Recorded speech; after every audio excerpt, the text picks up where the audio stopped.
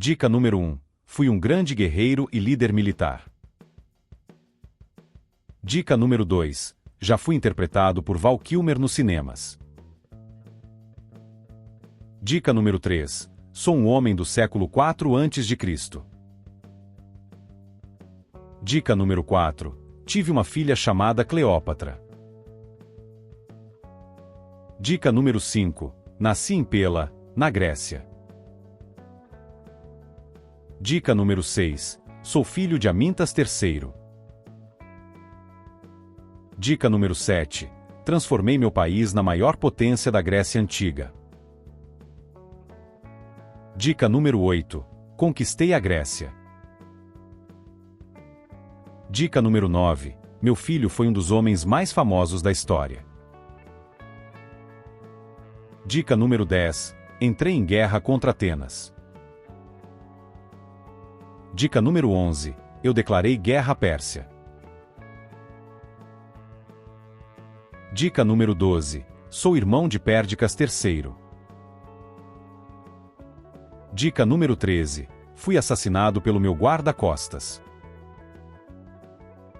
Dica número 14. Contratei Aristóteles para educar meu filho. Dica número 15. Fui rei da Macedônia. Dica número 16. Reformei o exército, introduzindo a falange macedônica, uma formação militar que tornou meu exército altamente eficaz e temido.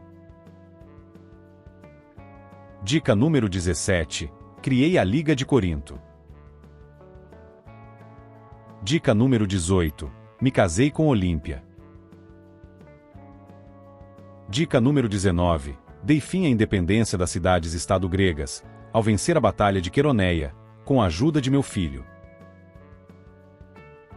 Dica número 20. Sou pai de Alexandre o Grande. E aí, acertou? Parabéns para quem palpitou, Filipe II da Macedônia. Filipe II foi o rei macedônico que iniciou a conquista da Grécia no século IV a.C.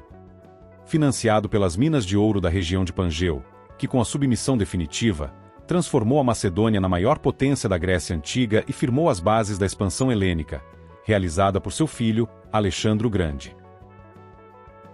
Até a próxima rodada do jogo. Quem sou eu?